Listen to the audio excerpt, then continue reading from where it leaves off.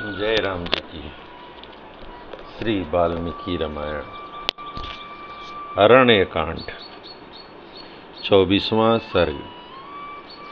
श्री राम का तात्कालिक शकुनों द्वारा राक्षसों के विनाश और अपनी विजय की संभावना करके सीता सहित लक्ष्मण को पर्वत की गुफा में भेजना और युद्ध के लिए उद्यत होना। प्रचंड पराक्रमी खर जब श्री राम के आश्रम की ओर चला, तब भाई सहित श्री राम ने भी उन्हीं उत्पात सूचक लक्षणों को देखा।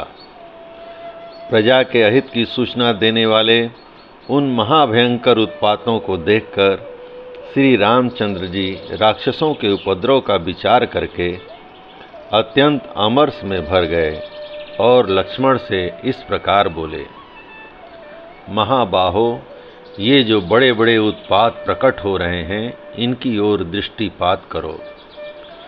समस्त भूतों के संहार की सूचना देने वाले ये महान उत्पात इस समय इन सारे राक्षसों का संहार करने के लिए उत्पन्न हुए हैं।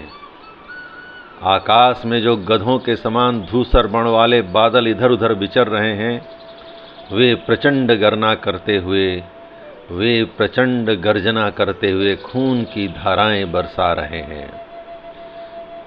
युद्ध कुशल लक्ष्मण, मेरे सारे बाण उत्पात बस उठने वाले धूम से संबद्ध हो युद्ध के लिए मानो आनंदित हो रहे हैं, तथा जिनके पृष्ठभाग में सुवर्ण मढ़ा हुआ है, वे मेरे धनुष भी प्रत्यंचा से जुड़ जाने के लिए स्वयं ही चेष्टाशील जान पड़ते हैं।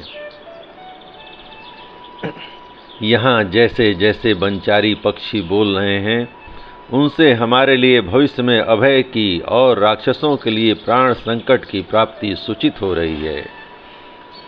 मेरी यह दाहिनी भुजा बारंबार फड़क कर इस बात की सूचना देती है कि कुछ ही देर में बहुत बड़ा युद्ध होगा, इसमें संशय नहीं है।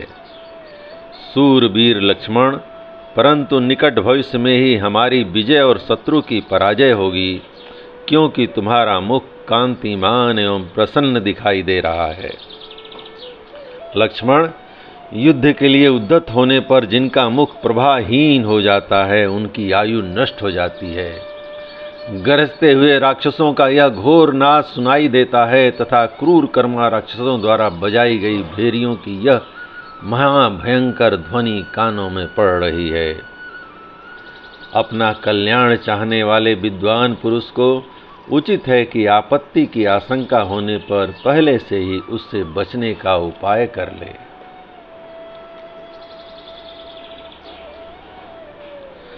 इसलिए तुम धनुष बाण धारण करके विदेह कुमारी सीता को साथ ले पर्वत की उस गुफा में चले जाओ जो वृक्षों से आच्छादित है। बस तुम मेरे इस वचन के प्रतिकूल कुछ कहो या करो, यह मैं नहीं चाहता। अपने चरणों की शपथ दिलाकर कहता हूँ, शीघ्र चले जाओ। इसमें संदेह नहीं कि तुम बलवान और सूरवीर हो तथा इन राक्षसों का वध कर सकते हो, तथापि मैं स्वयं ही निशाचरों का संहार करना चाहता हूँ।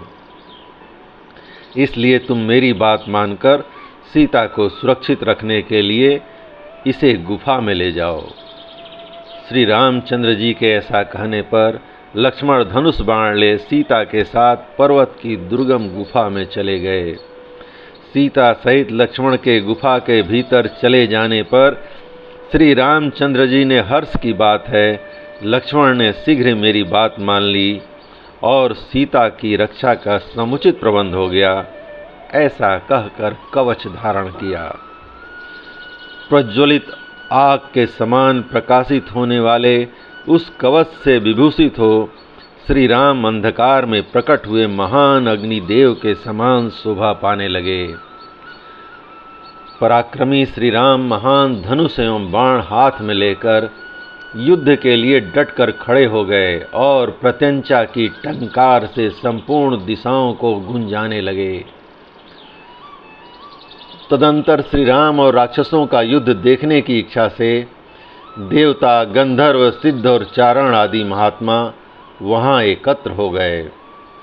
इनके सिवा जो तीनों लोकों में प्रसिद्ध ब्रह्मर्षि शिरोमणि पुण्यकर्मा महात्मा ऋषि हैं, वे सभी वहाँ जुट गए और एक साथ खड़े हो परस्पर मिलकर यूँ कहने लगे, गौओं, ब्राह्मणों और समस्त लोकों का कल्याण हो।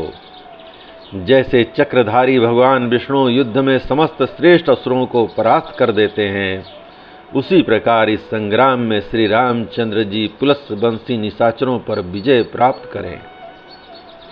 ऐसा कहकर वे पुनः एक दूसरे की ओर देखते हुए बोले, एक और भयंकर कर्म करने वाले 14,000 राक्षस हैं और दूसरी ओर अकेले धर्मात्मा श्री राम, फिर यह युद्ध कैसे होगा। ऐसी बातें करते हुए राजर्षि, सिद्ध, विद्याधर आदि देव योनि गण सहित श्रेष्ठ ब्राह्मणर्षि तथा विमान पर स्थित हुए देवता कौतूहल बस वहाँ खड़े हो गए। युद्ध के मुहाने पर वैष्णव तेज से आविष्ट हुए श्री राम को खड़ा देख उस समय सब प्राणी उनके प्रभाव को न जानने के कारण भय से व्यथित हो उठे। अनायास ही महान कर्म करने वाले तथा रोष में भरे हुए महात्मा श्री राम का वह कुपित हुए रुद्र देव के समान तुलना रहित प्रतीत होता था।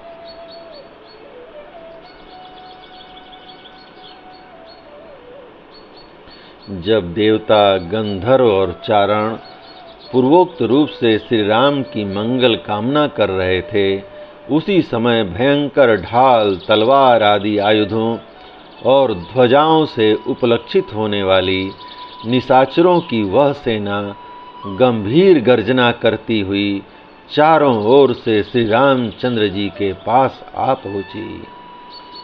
वे राक्षस सैनिक विरोचित वार्तालाप करते, युद्ध का ढंग बताने के लिए एक दूसरे के सामने जाते, धनुषों को खींचकर उनकी टंकार फैलाते, बारंबार मदमत्त होकर उछलते, जोर जोर से गर्जना करते और नगाड़े पीटते थे। उनका वह अत्यंत तुमुल नाद उस वन में सब ओर गूंजने लगा। उस शब्द से डरे हुए वनचारी हिंसक जंतु उस वन में गए जहाँ किसी प्रकार का कोलाहल नहीं सुनाई पड़ता था।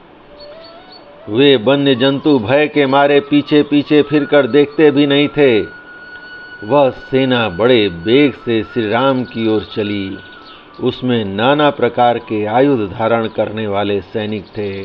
वह समुद्र के समान गंभीर दिखाई देती थी।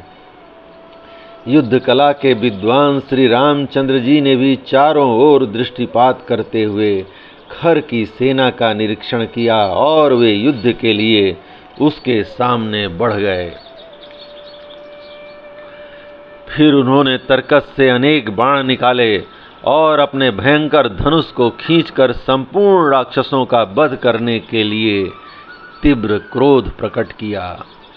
कुपित होने पर वे प्रलय कालिक अग्नि के समान प्रज्वलित होने लगे। उस समय उनकी ओर देखना भी कठिन हो गया।